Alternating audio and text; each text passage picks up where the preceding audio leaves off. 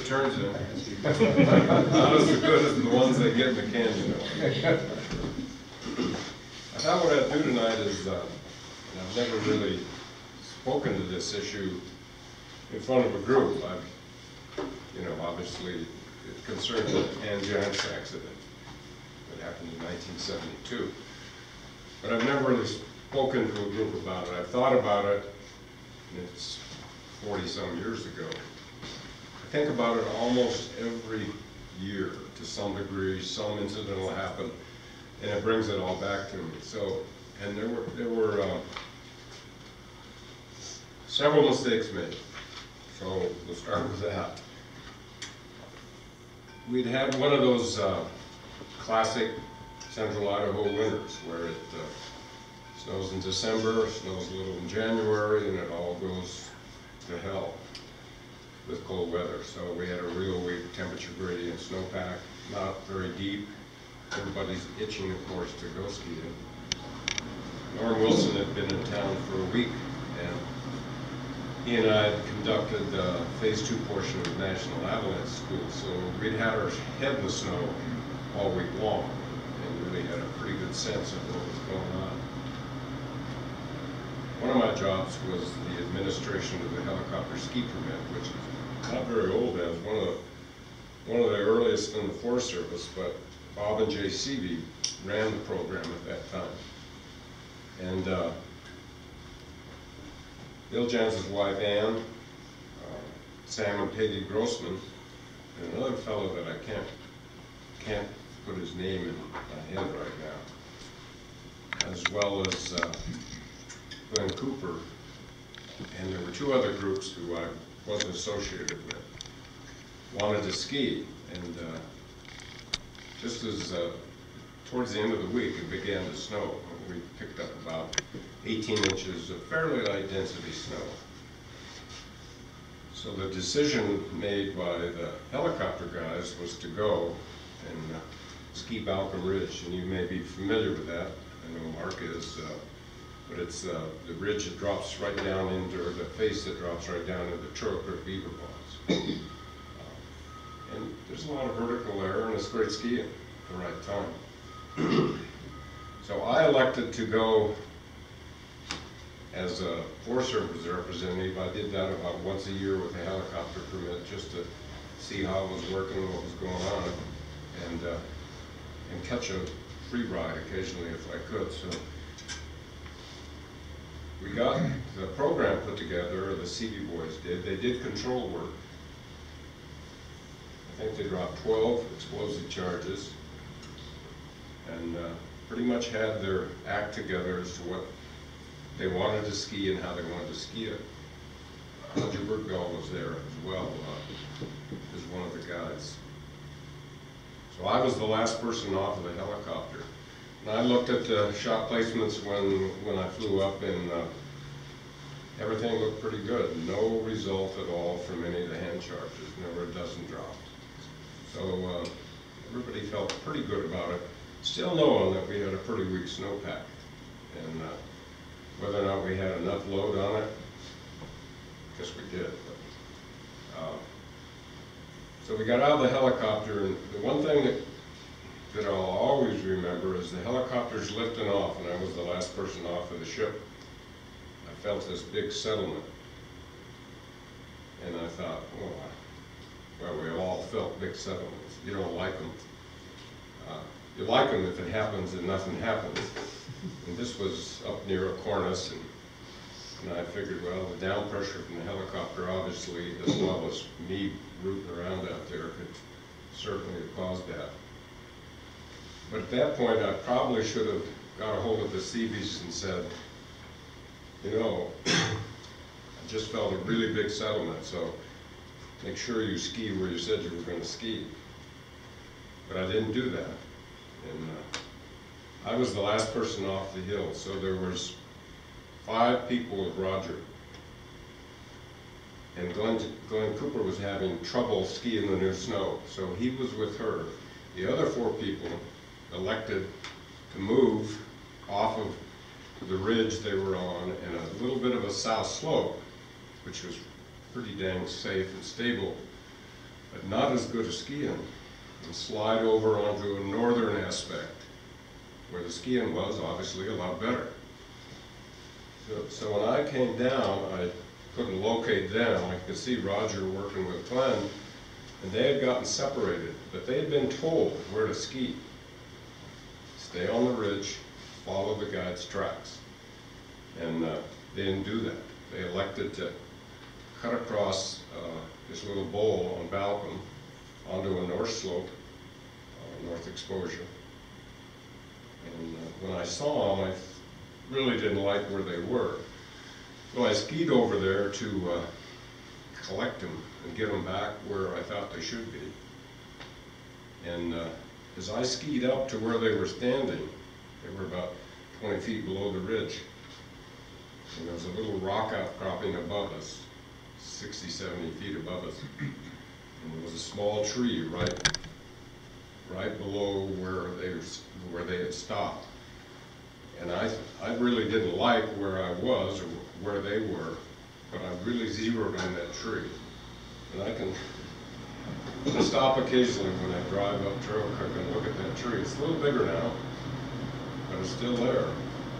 But that's what saved my bacon, is that tree, because the minute the slide released, I was able to quickly just do a turn and slide down below that tree and wrap my arms around it. And that's what I did. At the same time, I'm hollering at them because the minute that I skied up and stopped, I felt the settlement again, but this time it went for real. The whole thing broke.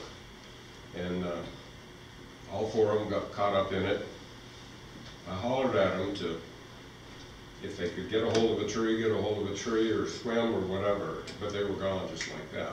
This was fairly light density snow and it really took off. I think the vertical on it, Richie was there, but it was around pretty close to 1,500 vertical. It's a big slide. So I'm able to get a hold of the tree. The snow goes over me, and I was just at the point where I thought I'm not going to be able to hold on any longer, and then it was gone. And fortunately, I had my radio, got a hold of the patrol, and helicopter was already en route back to get them, and so they were there quickly. But the real problem occurred when Roger spent the time with Glenn Cooper and didn't communicate to those four people that they couldn't go where they went, because they got onto the, well, we all know what those north aspects are like in January. You know, they're dangerous. That's all there is to it. And that communication just didn't take place the way it should have. And had it, I don't think we'd have had an incident. But the four of them took the ride all the way to the bottom. And Jance probably would not have survived, even if the other three were on top of the snow, basically, partially buried, but all right. But she came in contact with a big double spur at probably a pretty high rate of speed and had some really serious injuries, and probably lost any ability she might have had to help herself if she could have. So my life after that, in terms of snow, really became conservative. I mean, I don't think you can relate to this game very well, honestly, unless you really get rattled somehow. And that just makes you look at it totally different, because it's kind of it's a wonderful thing, but it's insidious, and it has no memory. It doesn't know who you are. It doesn't know your mother, your father. It doesn't know anything except if you bothered enough and add that extra ingredient that it takes. If you're on skis, then it will react. And we missed it on that one. And when I got back down in the parking lot after this episode was all over, Norm Wilson called. He didn't have any cell phones or anything, but he had just left town that morning, and he called and said he had seen stuff running the sewer chutes here on Baldy and 2 or 3 other slides as he went south out of town. I didn't get the benefit of that information, obviously, but so that was an incident that changed the way I looked at what I did. And if you think about, Gary and I were just talking about this, if you think about a lot of the accidents that happen today, you can trace it back to something, either lack of communication, poor communication, somebody in the group overwhelming everybody else with the thought process, and instead of really analytically looking at things, they just take that extra step.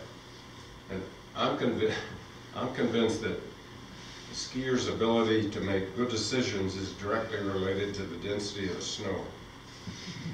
So if it's shitty out there, you know, it's easy to make a good decision. But if it's really good, then it gets tough, because you want to do it. I don't blame any of it, because it is one of the great joys in life, skiing deep snow. But just remember, you really have to go through the process totally. And you have to throw out all of the I want to's, or I think it's okay. You really have to trust your gut. Hopefully it's the right way. And don't go. It's not worth it. I tell my boys that I can ski anything out there without a locator.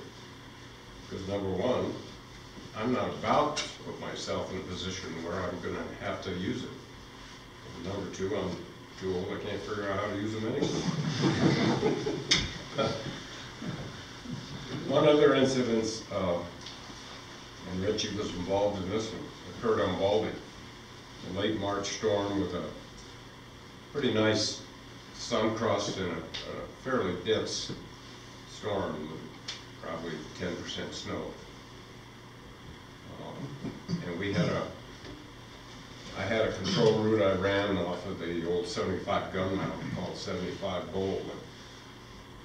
It's not big and it's not super scary, and I had done it, you know, 30, 40, 50 times, I guess, over the years. So but I just didn't plug in the density of the snow, the sun crust, and where I had entered to make my ski cut. We weren't throwing bombs, we were just ski checking and cutting. And I entered 20 feet below where I typically had done it over the years. And that's all it took.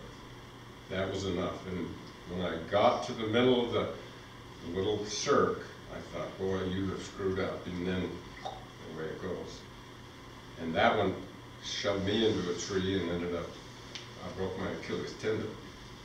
But all of those little experiences, and you're lucky if you get one and it comes out well, because I think it really adds to your knowledge base, until and adds to your ability to make a decision, not based upon the skiing, but based upon, is this really the right thing to do? Am I doing it right? There's a tremendous amount that goes into it. And you know, I still, even though I'm not in the game anymore, when it starts to snow, I put my head into it, because I can't help it, I guess. I'm thinking about wind and snow density and aspect, and I'm thinking of Richie going to work and Scooter going to work. Sometimes I almost pick up the phone and call one of them and say, you know, this thing's got the look of something that I saw once before, but I haven't done that yet. But at any rate, I can't emphasize enough the need to be totally in tune with the snow and what you're doing, because it's when it happens like that. It is so fast and it is so scary. We don't want to go there. So that's my story. And I did learn from that. I got very conservative. Be careful. All right, thanks a ton, Butch.